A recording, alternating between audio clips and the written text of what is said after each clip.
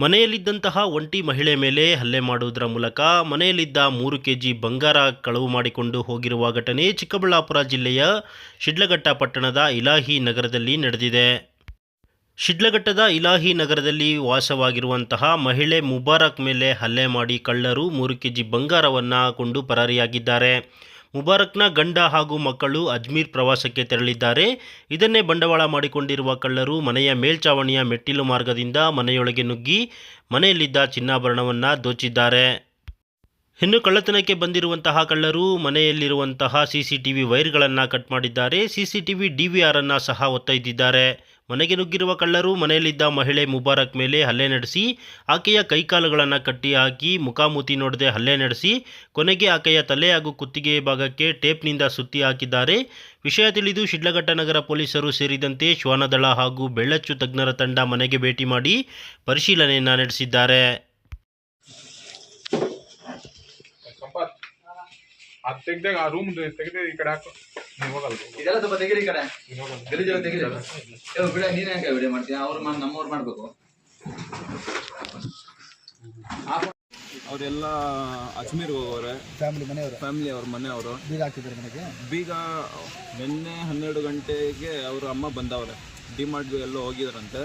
12 ಗಂಟೆಗೆ ಬಂದು ಅವ್ರ ಅಣ್ಣ ಮಗ ರಾತ್ರಿ 12 ಗಂಟೆಗೆ ಬಿಟ್ಟು ಹೋಗವನೆ ಕಾರಲ್ಲೇ. ಅವರು ಕಾರಲ್ಲೇ ಬಿಟ್ಟು ಹೋಗವನೆ.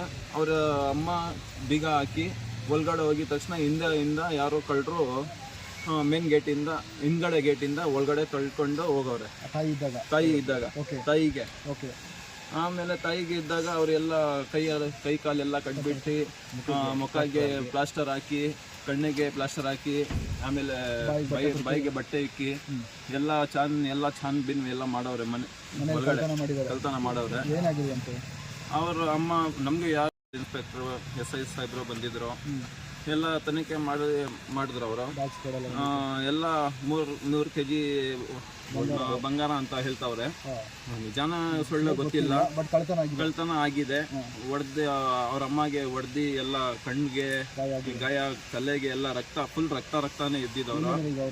ಅವರು ಹಾಸ್ಪಿಟಲ್ ಅಲ್ಲಿ ಇದ್ದಾರೆ ಇವಾಗ. ಎಲ್ಲ ತನಿಖೆ ಮಾಡ್ತಾವ್ರೆ. ಇನ್ನ ಏನೇನಾಗಿದೆ. ತಾಯಿ ಹೆಸರು ಮುಬಾರಕ್ ಅಂತ. ಅವ್ರದೇ ಮನೆ. ಮುಬಾರಕ್ ಅವ್ರದ್ದು ಮುಬಾರಕ್ ಅವ್ರ ಲೇಡೀಸ್. ಅವರು ಮುಬಾರಕ್ ಲೇಡೀಸ್. ಅವ್ರ ಸಿರಾಜ್ ಅವರು ಅಜ್ಮೀರ್ಗೆ ಹೋಗೋರು. ಅವ್ರ ಮಗನೂ ಅಜ್ಮೀರ್ಗೆ ಹೋಗೋರು. ಎಲ್ಲರೂ ಫ್ಯಾಮಿಲಿ ಅಜ್ಮೀರ್ಗೆ ಹೋಗೋರು. ಬರೀ ತಾಯಿ ಮಾತ್ರ ಮನೆಯಲ್ಲಿ ಇದ್ದಿರೋದು. ಅವಾಗ ನಡೆದಿರೋದು 1 ಗಂಟೆಯಿಂದ 5 ಗಂಟೆವರೆಗೂ ನಡೆದಿದಂತೆ ಘಟನೆ. ತನಿಖೆ ಮಾಡ್ತಾವ್ರೆ. ಏನಾಗುತ್ತೆ ಶಂಶೀರ್ ಅಲ್ಲ ಮನೆ.